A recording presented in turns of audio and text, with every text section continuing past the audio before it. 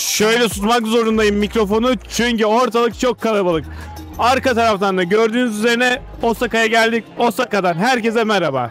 Biz şimdi yavaş yavaş Osaka'yı gezeceğiz. Tabii Osaka deyince aklımıza Glicoman geliyor. Kendisi aslında bir reklam panosu sadece. Ama hani buranın artık sembolü haline gelmiş. Dotonbori bölgesinde bulunuyor. Ve hani inanılmaz bir kalabalık var burada şu anda. Biz dün akşam da bir tur atabilme imkanı bulmuştuk geldiğimizde buraya ama şu an çok garip.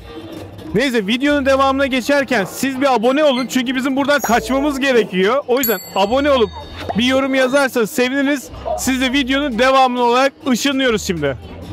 Böyle ışınla.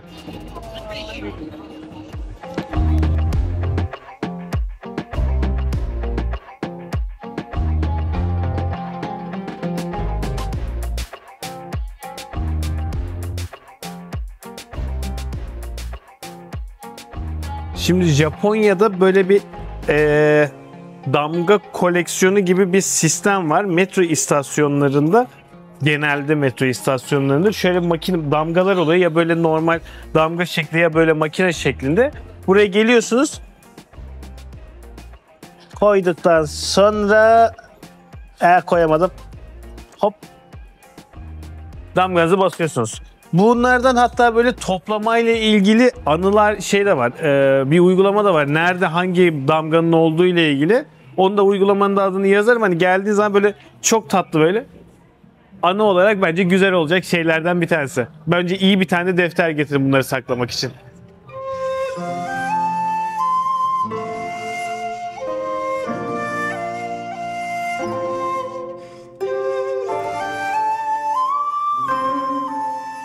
Şimdi Osaka'da Kuromon Market'e geldik. Burası Osaka'nın eski pazar yerlerinden bir tanesi. Geleneksel yeme içme pazar yerlerinden bir tanesi.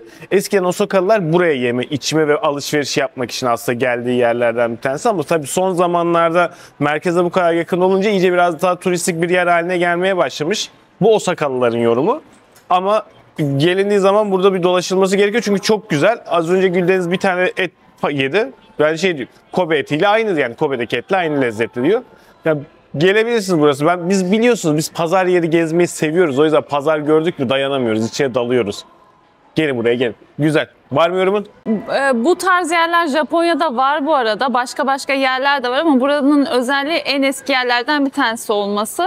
Gerçekten de her şey böyle hem taze hem böyle daha nasıl söyleyeyim? Güzel görünüyor. Güzel. Bir de yakın yani. Merkeze yani şey çok iyi. Dotonbori bölgesine falan çok yakın bir yer olduğu için yürüyerek 2 dakika gelinebilir. Biz hatta bir yere giderken rotamız üzerinde kullanıyoruz burayı şu anda. Hadi biz şimdi bir şeyler yiyelim. Çok acayip. Bak burada balon balığı var. Alabalık gibi bizim. Bu balon balığı evet. mı? Ben hiç bu kadar büyüğünü görmemiştim. İyi ki de görmemişim. Evet iyi ki görmemişiz bizim şeyi. Burası da balon balığı yapabilen restoranlardan bir tanesiymiş. Herhalde şu abi yapıyor. Ha bak ben şu küçüğünü gördüm işte. Antalya'da falan evet, bu küçüklerden var. Bak. O da böyle geliyor kafa atıyor falan. Bizde tabii işgalci tür olarak geçiyor ama burada doğal balıklardan bir tanesi. Tabii yemesi hazırlaması falan çok büyük uzmanlık sertifika istiyor. Hani herkesin yapabileceği bir şey değil. Burası da onlardan bir tanesiymiş. Sertifika deyince de Japonya tabii ki. Tabii. Biz buradan devam. Osaka'nın sembolü olan Glico'nun bir böyle abur cubur markası olduğunu söylemiş ki şimdi gerçek anlamda gördüm böyle kutu olarak satıyorlar Glicoman'in. Daha doğrusu Glico markanın adı, onun abur cubur böyle bir kutu halinde 950 yen. Simgesel bir şey. Tabi. Ya bu Kurama Market'in hemen orada böyle bir pazar yeri daha var. Adını ben buralarda bulamadım ama gerçekten hala göremiyorum. Bulursam adını altına yazacağım. Burada oyun merkezleri çok fazla. Oyun merkezi derken baya böyle kumarhane, küçük kumarhaneler. Az önce bir tanesinin içine girdik Güldeniz'le ama böyle dayılar kendilerini kaptırmışlar. Böyle. Azıcık böyle kendinize güvenmiyorsanız böyle minik de olsa iddia bağımlılığınız falan varsa girmeyin. Varınızı yoğunuzu bırakırsınız içeride. Şimdi Japonya demek koca bir valiz demek aslında ve burada merdiven ve asansör imkanları biraz daha sınırlı ve sürekli metroya binmek zorundasınız ve sürekli dolaşmak zorundasınız. Onun için Bounce diye bir tane uygulama var. Genelde otellerin içinde olabiliyor, yanında olabiliyor. Onu indirip böyle günlük olarak ve hacmine göre rezervasyon yapıyorsunuz. Valizlerinizi bırakıyorsunuz. Boşuna elinize dolaştırmanıza gerek yok. Yoksa Japonya'da fıtık olursunuz merdivenlerde Vallahi. valizi çıkartmaktan. Ve gerçekten bak, gerçekten sürekli bir metroya gitmek zorundasınız ve o metrolarda her zaman öyle bir yürüyen merdiven vesaire yok. Onları taşıyacaksınız. Siz bilirsiniz. Bel fıtığınıza kuvveti. Hadi devam edelim.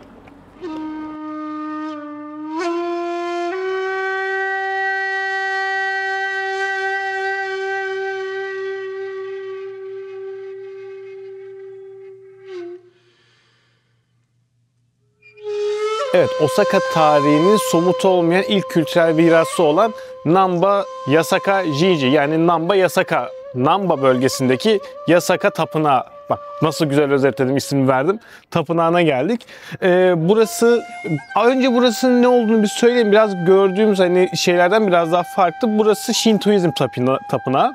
Japonya'nın aslında resmi olmasa da dini Şintoizm. Yaklaşık yılda 119-120 milyon insan her gün tapınıyor buraya. Yani buranın aslında gerçek dini Şintoizm. Şintoizm de bir tür şamanik ve şamanik bir dindir. Yani animizm derler, hayvanlara şey yaparlar. Burasında zaten hani gördüğünüz gibi taşlardan vesaire heykellerden koruyucu tanrısı bir aslan. Her tapınağın farklı olabiliyor, her bölgenin farklı olabiliyor. Burası önceden Osaka bölgesinin en büyük tapınağıymış ki galiba hala büyüklerinden bir tanesi, ama Dünya Savaşı'ndan sonra çok kez yıkılmış. Sonra tekrar tam tadilat edilirken tekrar bir yanmış. Sonra düzenlenmiş falan derken en son şu anki haline gelmiş ve şu an koruma mirası halinde. Şehir merkezine, Namba'ya çok yakın bir yer. Yürüyerek birkaç dakikalık bir yer. Yani gelinmezse olmayacak yerlerden bir tanesi ve gerçekten böyle farklı. Bir de aslan hoş duruyor, yani güzel. Ben sevdim yani açıkçası. Şinto tapınaklarına geldiğiniz zaman girerken böyle bir bizimkisi gibi temizlenme ritüeli var. Bazı tapınaklar direkt şeyden gelir, bambudan gelir. Burada mesela aslanın ağzından alıyoruz. Çünkü neden? Tekrar dediğimiz gibi bu tapınağın koruyucu tanrısı bir aslan. Alıyorsun, aslanın ağzına götürüyorsun. Hemen hop, tabi eline, bir eline. Önce elini temizledin. Sonra aldın. Bayağı abdest gibi aslında ya. Sonra diyor ki sol elini al. Eline dök. Tükür. Sonra getir. Sağ elini tekrar yıka. Sonra bunu alıyorsun. Bunu da böyle yıkayıp koyuyorsun. Sonra bize yüzümüzü yıkıyoruz ekstra. Şimdi burada bir de şöyle bir şey var. Tapınağın içinde böyle dilek kutuları var. Dilek kutusundan bir dilek seçiyorsunuz. Eğer dilek iyi çıkarsa bütün sene cebinizde, yanınızda taşıyorsunuz. Ama kötü çıkarsa buraya asıyorsunuz ki aslan sizi korusun o kötü çıkan şeyden dolayı. Aslan tanrı. Yani şöyle bir baktığımızda birazcık kötü niyetler, ama kaç kişi dilekler çıktı bilmiyoruz. çıkmış. Evet. Bir de ne kadar zamanda oldu acaba? Aklınızda bulunsun. Tokyo'nun Shibuya'sı varsa Osaka'nın da Namba'sı var. Ya. Burası kocaman bir şeymiş. Ve rüzgar bak. Namba'da esiyorsun. Bize çok enteresan ve ütopik gelen bir şey söyleyeceğim. Japonya'da kedi kafeler var. Yani geliyorsunuz, oturuyorsunuz, çayınızı, kahvenizi içiyorsunuz ya da belli bir bedel veriyorsunuz. Geliyorsunuz, kafede kediler var, kedileri seviyorsunuz. Bayağı da kalabalık oluyor ve her yerde var bunlar. Bizim için çok normal, ortalama bir herhangi bir kafeye gittiğiniz zaman yaklaşık 20 tane kedi sevebilirsiniz zaten. Salça kediler bize çok. Ama burada kediler işte böyle hani sokakta kedi olmadığı için bu şekilde insanlar seviyor. Bir de Japonlar kediyi ekstra bir seviyorlar. Ve adamların şey diye bir karakterleri var ya, Hello Kitty diye.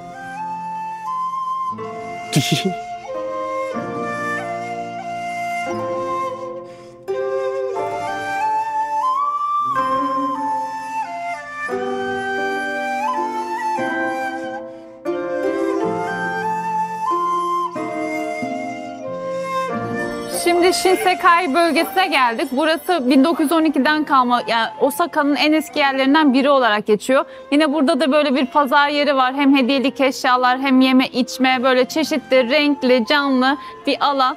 Biz şu an öğle saatlerindeyiz. Açılıyor böyle daha yavaş yavaş. Bir de arkada kulesi var buranın. Yani orayı da ayrıca göstereceğiz. Osaka'yı yukarıdan izleyebiliyorsunuz oradan da. Göstereceğiz mi orayı? Yani şimdi biz buradan oraya doğru gidiyoruz. Yok, Shinsekai Kulesi Osaka'yı en güzel görebileceğiniz, manzarasını en güzel görebileceğiniz yer olarak geçiyor. Biz de hani bakalım, bir gidelim bakalım nasıl olacak orası. Ek bir bilgi daha, girişte hemen bir tane Türk dönercisi var. Geldiğinizde döner yemek isterseniz, kebap yemek isterseniz uğrayabilirsiniz. Yani ustası 25 yıldır buradaymış. Siz ne kadardır buradasınız dedi. Ben daha yeniyim dedi. 8-9 sene olmuş. Ya bayağı şeydi, hani yardımsever bir insanlar da aklınıza bulunsun. Ben videoyu koyuyorum. Hani bir şey sorunuz olursa bence bir en azından sorunuz için bile uğrayabilirsiniz. Tabii sadece yemek için değil. Hadi o zaman biz içeri girelim. Şu minik ahtapotları bu kadar sembolleştirmişler, sempatikleşme, maskotluk yapmışlar. Cayır cayır yiyorlar ya onu. Cayır cayır yiyorlar. Farkındasınız ama her yerde bulup pişirip yiyorlar. Üzerine bal sürüyorlar, yiyorlar, soya sürüp yiyorlar. Bizim Adana kebap koymamız gibi bütün şeyleri. Yani biz de kuzuları seviyoruz. Ha? Kuzular sessiz değil. Shinsekai Tower'a geldik. Şimdi buraya çıkmak için bir bilet alıyorsunuz ve çıkarken de farklı aktiviteler var. Bir, sadece yukarıya çıkabiliyorsunuz. 2, yukarıya çıkıp dışarıdan izleyebiliyorsunuz. 3, yukarıya çıkıp atlayabiliyorsunuz. 4, bir de tırmanabiliyor musunuzdu? Öyle bir şey daha vardı. Evet, kalkıp bir yerden böyle dışarıya doğru yürüyorsunuz. Farklı konseptler var. Hepsi için rezervasyon gerekli. Saatler var. Biz şu anda saatimizi tutturamadık çünkü buradan başka bir noktaya geçeceğiz. O yüzden yukarıya çıkamıyoruz ama geldiğinizde sizin aklınızda olsun, önceden bir kontrol edin ya da daha geniş bir vakitte gelin ki geldiğiniz zaman hem çevrede biraz oyalanırsınız, o sırada belki vaktiniz gelir. Şöyle, benim önerim şöyle: gelin önce Tower'ın biletinin, ticket'ın rezervasyonunu yapın, ondan sonra çarşıyı, pazarı gezin. Çünkü biz tam tersini yaptığımız için hani yaklaşık 1 saat falan beklememiz gerekiyor. O kısmı şu anda o yüzden geçiyoruz. Osaka gündüz gerçekten çok keyifli bir yer. Hani böyle yeme içme yerleri vesaire falan çok güzel. Ama imkanınız varsa kesinlikle akşam Dotonbori'de biraz tur atmanız gerekiyor. Çünkü çok iyi oluyor. Bak işte böyle oluyor ortalık. Ama ışıklar vesaire falan, ortam inanılmaz eğlenceli oluyor. Kendinizi bir anime filminin bir bölümündeymiş gibi falan hissediyorsunuz. Yani gündüzünden çok daha farklı gerçekten. Ben artık geçiyorum. Aradan insanlar geliyor. Araya girip duruyorlar. Çok da eğlenceliler. Hiç de utanmıyorlar. Bizim gibi de değiller vallahi. Geliyorlar, sürekli şey yapıyor. 5 kere kestik videoyu.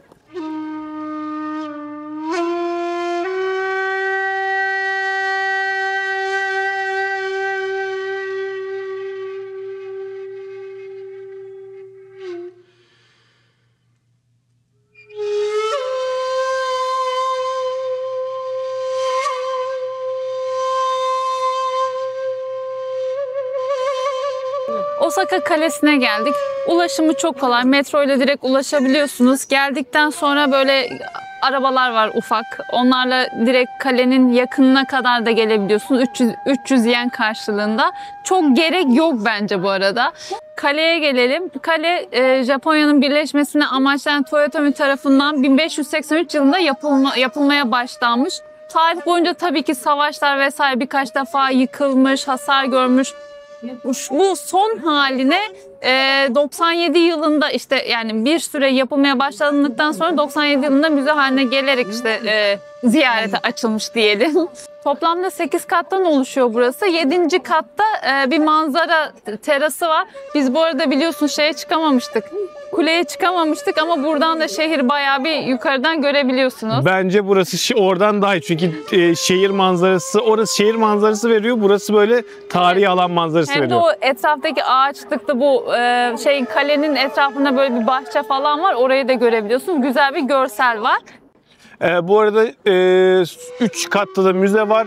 Çok da güzel bir müze yapmışlar. Hatta böyle hologramlı falan böyle canlandırma yapılmış bir müze var. Böyle hani o Toyotomi abimizin Toyotomi abimizin hayatını falan böyle gösteriyorlar. Onu böyle yapmışlar. Çok keyifli. 2 katta da böyle hem el yazmaları hem böyle zırhları, kılıçları falan var ama o bölümde fotoğraf ve video çekmeye kesinlikle izin vermiyorlar. Hani biz o yüzden çekemedik ama diğer katlar güzeldi. Güzel bir bahçesi de var. Onun dışında böyle bahar aylarında gelirseniz bu sakura ağaçlarını falan da burada görebilirsiniz. Japonya'nın en böyle sık ziyaret edilen noktalarından bir tanesi de burasıymış. Sakura ağaçları içinde baya önerilen bir nokta. Buraya geldiğiniz zaman bu arada bence 1 saat, 1,5 saat kadar zaman ayırmanız gerekebilir toplamda. Ona göre zaman planlamasını yapın. Hatta benim önerim, burası Osaka'nın en uzak noktası diyebiliriz görülecek yerler arasında. Evet, o Dotonbori vesaire o alanlardan biraz daha dışarıda ama ulaşımı gerçekten çok kolay. Metro ile gelebilirsiniz. Yani burayı ya gezinin başlangıcı ya da sonu yapın ki diğer noktalar birbirine paralel yürüme mesafesinde. Burası biraz daha uzak. Biz şimdi burada Osaka turumuzu bitiriyoruz. Kyoto'ya geçeceğiz. Oralar içinde video gelecek. Eğer izlemek isterseniz abone olursanız sizin önünüze bildirimler düşer diye düşünüyorum. Bence bir de yorumda yapılabilir video ile ilgili. Olabilir. O zaman bir sonraki videoda Görüşmek üzere.